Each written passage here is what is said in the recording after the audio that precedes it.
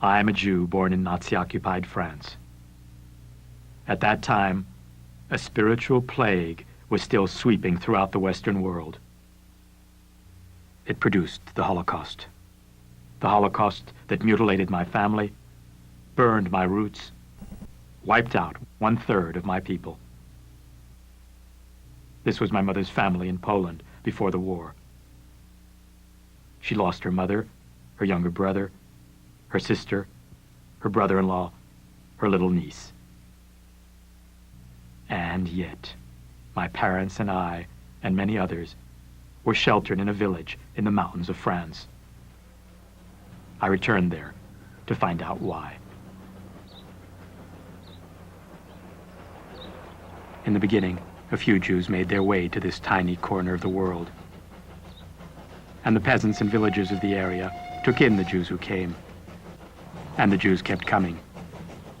And the people of Le Chambon kept taking them in.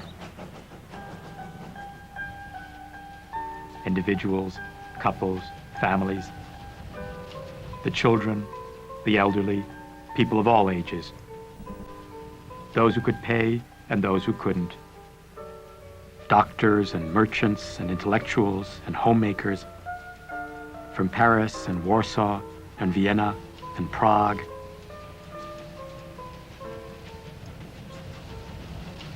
It's on a train very much like this one that my parents arrived in Le Chambon-sur-Lignon in the fall of 1943. My mother was pregnant, and on March 25, 1944, a Jewish baby had the good fortune to see the light of day in a place on earth uniquely committed to its survival.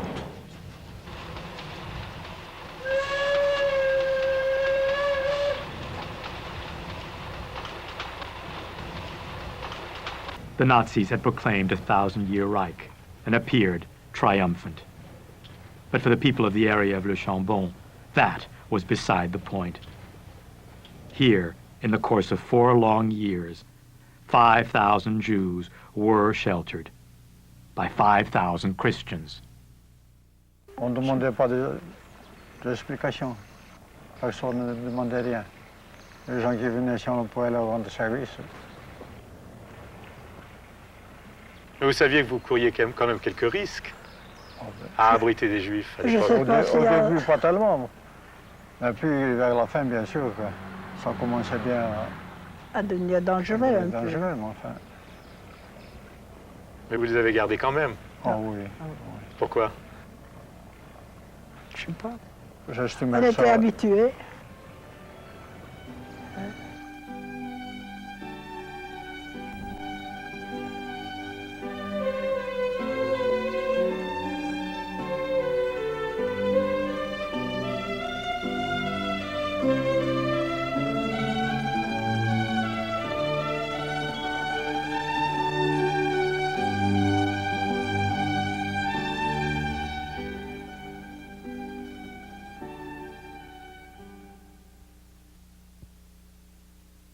In 1940, France fell to the Nazis in less than 6 weeks.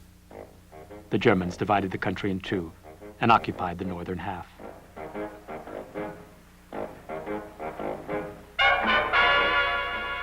In the southern zone, also known as the Free Zone, France had a new leader, Marshal Philippe Pétain, the venerated 84-year-old hero of World War I. From his capital in the town of Vichy, Pétain urged collaboration with the Nazi occupiers. The existence of the Vichy government was a convenient arrangement for the Nazis, and the French were allowed to continue administering all of France. Nichts ist möglich, wenn nicht ein Wille. Throughout the century and the rise of European anti-Semitism, many European Jews had fled to Paris. By 1940, nearly half of France's 350,000 Jews were foreign-born.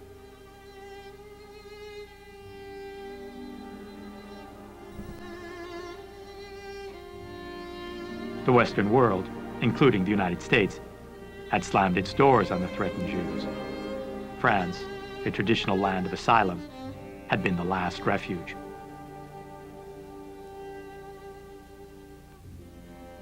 Roundups began in broad daylight in 1941 in the streets of Paris.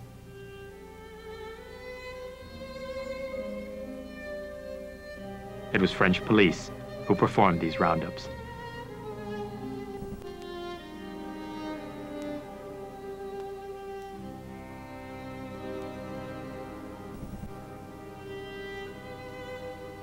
Mass arrests and mass deportations began in the summer of 1942.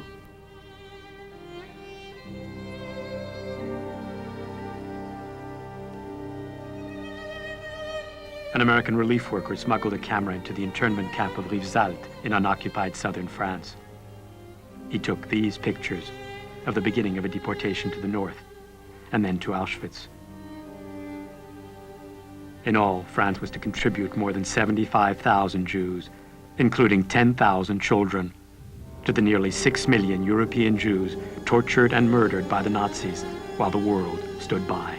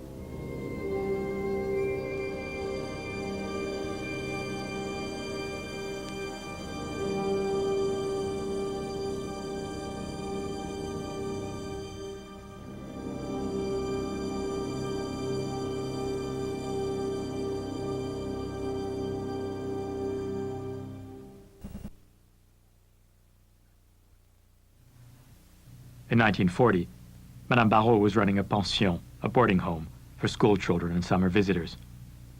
But guests in need were never turned away. During the next 4 years, there would be many guests in need. Ça s'est fait tellement naturellement, on ne comprend pas qu'on fasse tant d'histoires autour. Ça s'est fait tout simplement. Moi, j'en avais pas tellement. J'en avais qu'en transit en général. Ils arrivaient à faire minuit, 1 heure du matin, les trains n'étaient pas normaux du tout. Ils dormaient par terre, ils dormaient comme ils pouvaient, s'ils ne pouvaient pas autrement. Nous avons tous les deux souvent donné notre lit quand il n'y avait pas autre chose, quand il n'y avait plus rien, plus rien. J'ai aidé simplement parce qu'ils avaient besoin d'être aidés.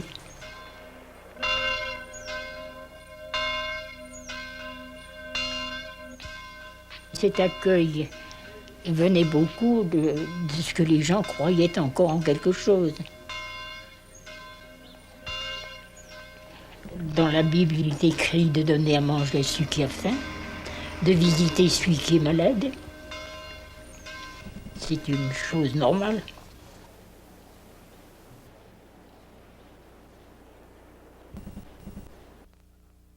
Le Chambon was in the initially unoccupied southern zone, 350 miles south of Paris. The village was part of an isolated plateau nestled in the mountains of south-central France. This was a poor farming community used to struggling through long and rugged winters. These were hill people, used to centuries of perseverance as a religious minority. At the time of World War II, most of the peasants and villagers of the area were the descendants of Huguenots, the first Protestants in Catholic France. Once, because of their beliefs, their temples had been destroyed, their rights abolished, their men deported to slave on galleys, their women interned in towers where they left messages for future generations. Resist. Once, itinerant preachers had risked their lives reading Psalms from the Old Testament and identifying with the biblical journey to the Promised Land. This period is known in Huguenot history as the Desert. It lasted for 100 years. While many Huguenots fled abroad, the people here clung to their land and their beliefs. For the people of Le Chambon, the memory of their past was the very key to survival. Nothing that occurred here during the war years was to seem entirely unfamiliar. And in every challenge, there would be an echo of their forefathers' struggle and faith. Esprit qui les fait vivre, anime leurs enfants, anime leurs enfants, pour qu'ils sachent les suivre.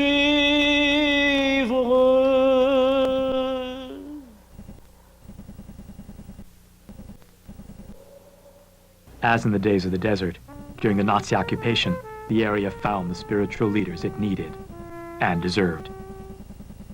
In 1934, Le Chambon had hired an independent-minded pastor determined to bear Christian witness. The late André Trocmé was a conscientious objector whose pacifist views had been extremely unpopular throughout France and within France's tiny Protestant community. André and Magda Trocmé, cosmopolitan city people, had found themselves relegated to this rather sleepy backwater parish. Just before the war, the Trocmés founded Le Chambon's first secondary school, and Trocmé brought in Pastor Edouard Theis, a fellow pacifist, to run the school and serve as assistant pastor. Both Trocmé and Theis had a tremendous impact on all of us. Leslie Maber, an Englishwoman, moved to Le Chambon before the war. She was a schoolteacher there for 30 years. During the first year of the war, well, the only year really of the war, 1939-1940, they were very unpopular. They were a minority of two, saying that we shouldn't fight the Germans. And after the collapse of France, they were again a minority of two, saying we mustn't collaborate with the Germans. And they just went on their steadfast way. And people listened, people in Le Chambon listened to what they had to say and found that they agreed with them. France signed the armistice with Nazi Germany on June 22nd, 1940. The next day was a Sunday. And that very morning, during services, the two pastors outlined the situation to their congregation. The text of this historic document survives. Pastor Trocmé's daughter repeats the words of people who practiced what they preached.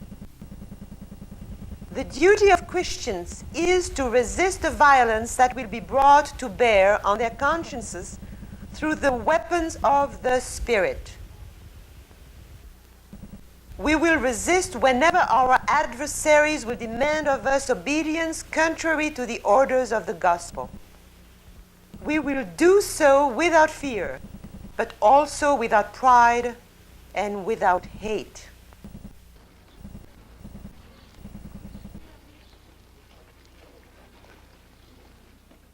Madeleine Dreyfus, a French Jew, joined Lozé, a Jewish organization committed to rescuing Jewish children. She would make the rounds of the farms on the Protestant plateau, looking for hiding places for these children. Later deported herself, she survived Bergen-Belsen concentration camp. Les fermiers savaient que c'était des enfants juifs, mais on ne le leur disait pas. C'était une manière de les protéger que de ne pas leur dire ce sont des enfants juifs. Les petits se plaçaient plus facilement parce que les petits c'est gentil, parce que les petits ça ne mange pas beaucoup, parce que les petits ça ne répond pas. Et on avait toujours beaucoup plus de mal à placer les grands. Et je me rappelle d'un couple qui s'appelait Courtial. Je crains bien qu'ils ne soient plus vivants maintenant parce qu'ils étaient déjà âgés. Et il me restait sur les bras 2 gosses de 14 ans.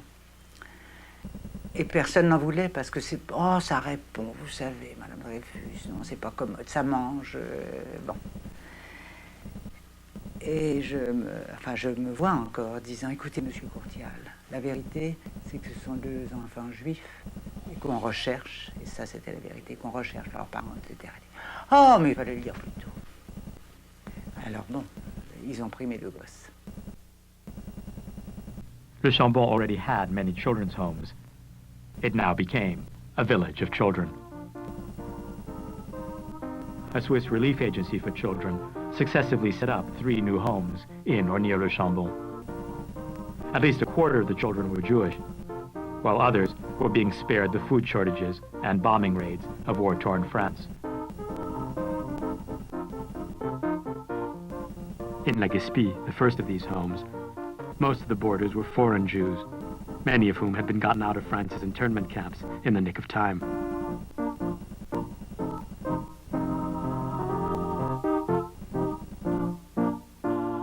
The 3 Swiss homes in Le Chambon became havens of song and study, peace and solidarity.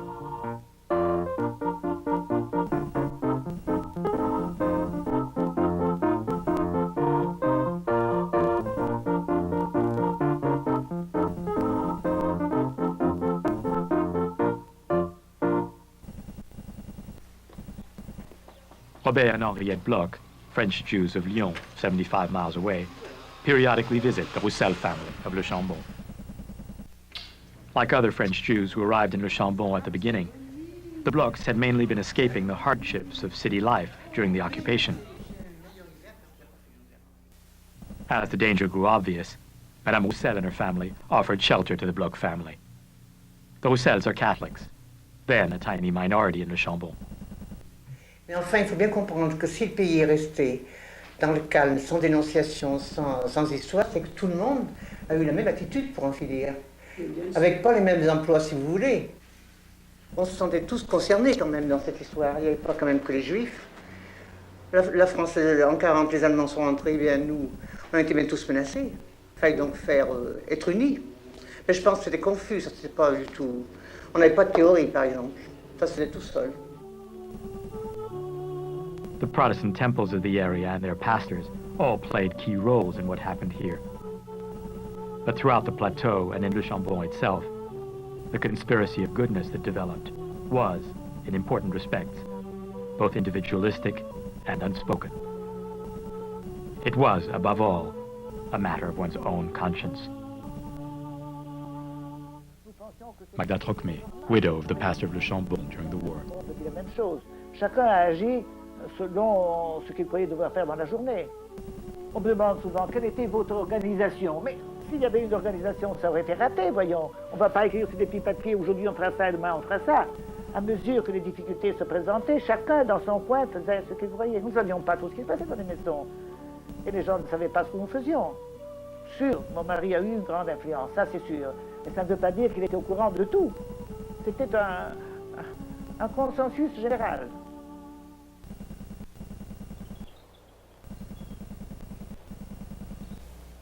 Un dimanche où nous nous trouvions au culte, à Tence, le pasteur est venu taper à la porte et il a dit « 3 Anciens Testaments sont arrivés ». Et nous savions que les Anciens Testaments, c'était des Juifs.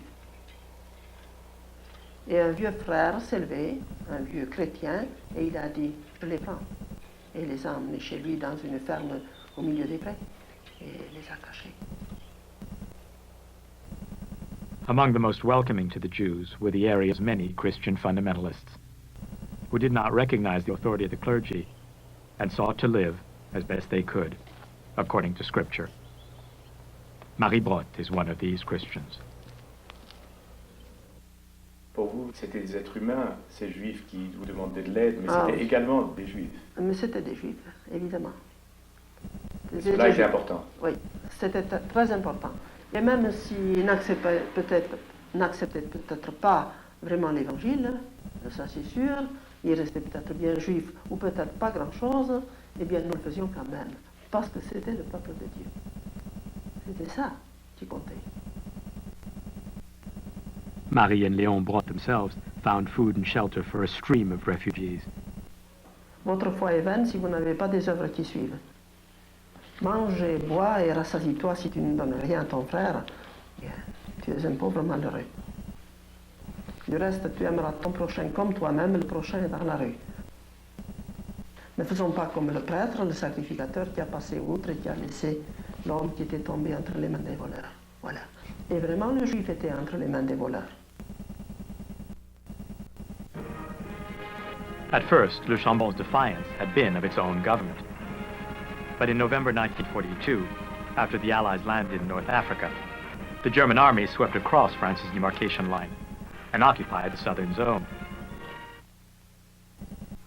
The people of Le Chambon and their Jewish friends were now directly under the Nazi swastika.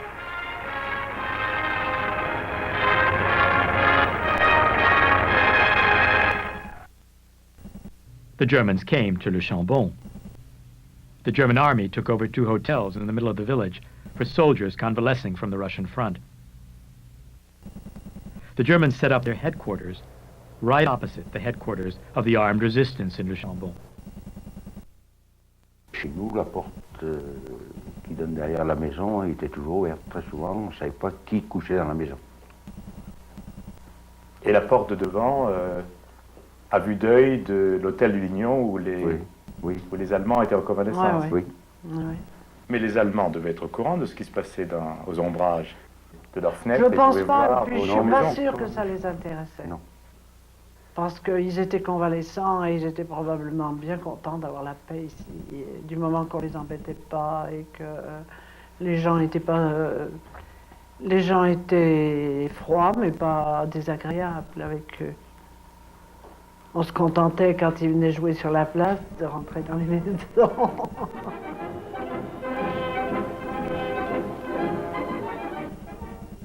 False identity cards, false ration cards, were essential for life in hiding under the Nazi occupation.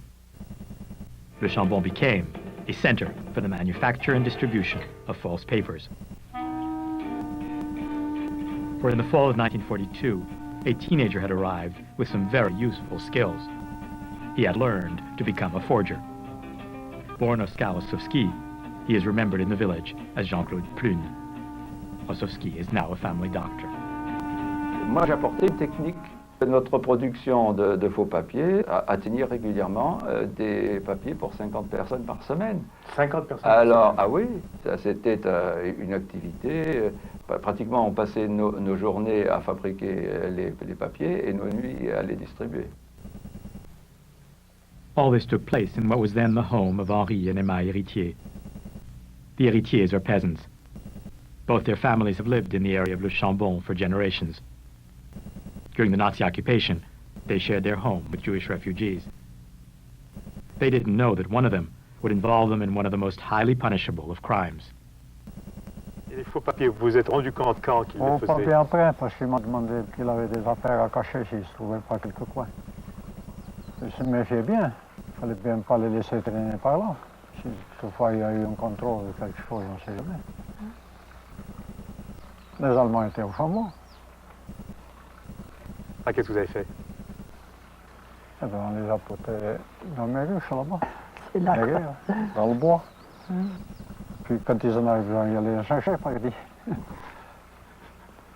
Et c'est difficile, il fallait mettre la main dans les ruches pour les Oui, sortir. il n'y avait pas d'abeilles dans celle-là. Et ça ne vous créait pas des inquiétudes? Non, pas trop. Hein? On n'a jamais eu d'histoire, jamais personne n'a rien demandé. Non. Et vous saviez qu'il était juif? Oui. Oui. Oui, il ne m'en avait pas parlé, mais on l'avait bien compris. On ne parlait jamais. Government documents reveal that the Vichy authorities did nail down that the distribution of false papers was going on in Le Chambon, and that the village had become a key starting point for illegal border crossings into Switzerland. Yet somehow, the activity kept on growing as Jews continued to pour into the area till the very end of the war. Some Jews remained virtually in hiding throughout their stay in the area of Le Chambon. Others derived a sense of security from passing as Gentiles, or imagining they were passing as Gentiles. A few were Orthodox Jews. Madame Marguerite Kuhn and her family kept kosher throughout their stay in the area. She remembers her equally committed Christian neighbors. Il s'est trouvé qu'un jour, j'ai été invitée par la famille L'Héritier qui habitait à La Bruyère à assister à un office protestant. Je n'ai pas refusé. Ils savaient très bien que j'y venais en tant que juive. Les paysans étaient très contents que je sois venue à cet office, mais je leur ai expliqué qu'il n'était pas question pour moi de venir régulièrement, étant donné que ça ne m'apportait pas ce dont j'avais besoin. Et ils l'ont très bien compris. Et on respectait autrefois. Et on respectait beaucoup. Nous craignions bien sûr à chaque instant d'être attrapés par les Allemands. Nous étions sur le qui-vive pendant toute la période où nous y étions. Et lorsque j'ai quitté le Chambon, lorsque j'ai quitté Flachet, en décembre 1944, j'avais toujours encore l'espoir que mon mari reviendrait.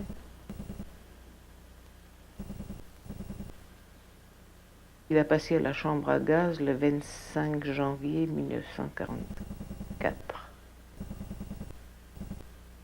Mais je l'ai su longtemps après.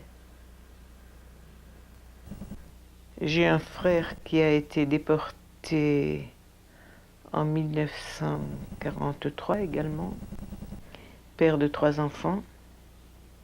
Une belle-sœur qui a été déportée en janvier 1944 avec 4 enfants et son mari. Des cousines qui m'étaient très proches, qui ont été déportées avec mari et enfants. Des tantes, des oncles, très grande partie de ma famille. Combien en sont revenus? Aucun. The Holocaust occurred in the heart of Christian Europe and would not have been possible without the apathy or complicity of most Christians and without the virulent tradition of anti-Semitism that had long infested the very soul of Christianity. And yet, here, under the Nazi occupation, Jewish religious services were held during the High Holy Days and Hanukkah with the help of devout Christians. Pastor Edouard Theis, assistant pastor of Le Chambon during the war. Si vous deviez résumer la foi chrétienne en une phrase. Oh ben c'est Jésus qui l'a fait en disant « Tu aimeras le Seigneur ton Dieu de tout ton cœur, toute ton âme, toute ta pensée, et ton prochain comme toi-même. » Voilà le résumé. C'est tout. Oui. Et il s'agissait simplement de l'appliquer à cette époque. Ben oui. The plague did reach into Le Chambon one summer morning in 1943. The Gestapo arrived undetected at this home for older male students that had been set up under American Christian supervision. 24 youths were beaten, insulted, and deported. Deported with them was the pastor's cousin, Daniel Trocmé, who had been running both this home and Les Grillons, the American-funded home for young children. He had been warned that he was a target for a raid and that he should go into hiding. But Daniel Trocmé had not come to Le Chambon to hide. He had no interest in religious dogma and great wariness about all narrow religious beliefs. But the work going on in Le Chambon meant something to him, as he had explained to his parents in a letter written less than a year before his arrest. I think it may be time for me to assume responsibilities with regard to other people. Le Chambon is something of a contribution to the reconstruction of our world. The future will tell me whether I was equal to the task or not. And it will tell only me, because it is not a matter of success in the eyes of the world. I have chosen Le Chambon because I will thus be able not to be ashamed of myself. Daniel Trocmé died on April 2nd, 1944, in Majdanek extermination camp. To the end, his murderers found it difficult to believe that he wasn't a Jew.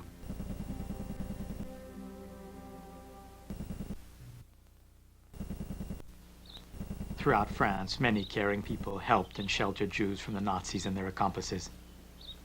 And throughout occupied Europe, a tiny minority of kindred spirits, mostly unbeknownst to each other, and still mostly unknown to us, risked their lives to become their brother's keepers. Ça s'est passé tout simplement sans complication. On ne s'est pas demandé pourquoi on faisait ça. Parce que c'est humain. Voilà, quelque chose comme ça.